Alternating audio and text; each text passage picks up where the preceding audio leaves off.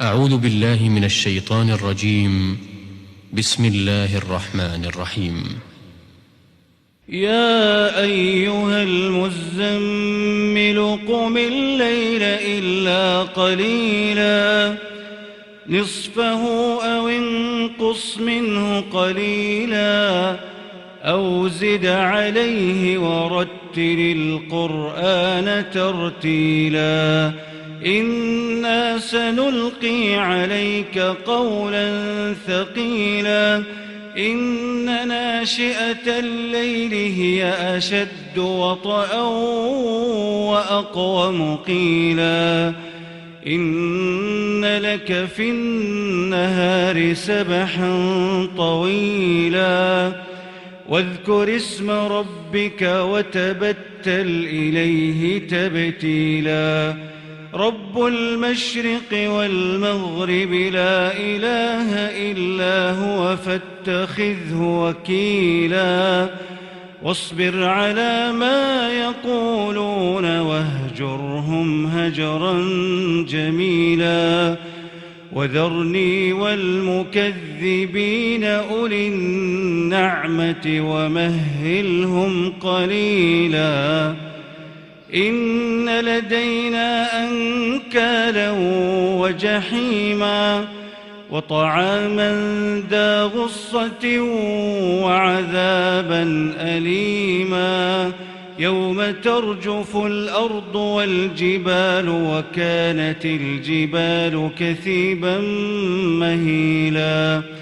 إنا أرسلنا إليكم رسولا شاهدا عليكم كما أرسلنا إلى فرعون رسولا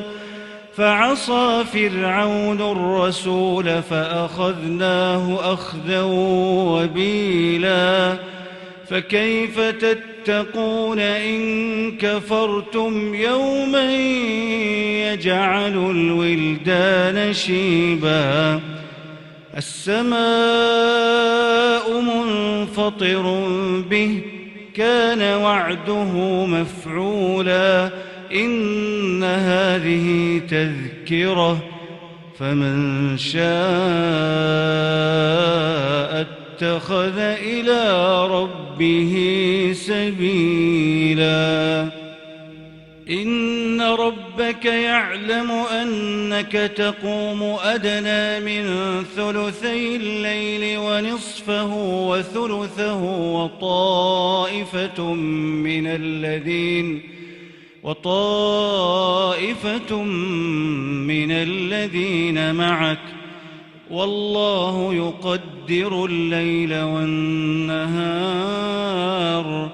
علم أن لن تحصوه فتاب عليكم فاقرؤوا ما تيسر من القرآن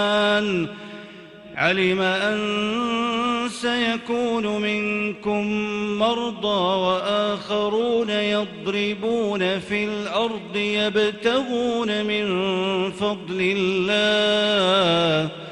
وآخرون يقاتلون في سبيل الله فاقرؤوا ما تيسر منه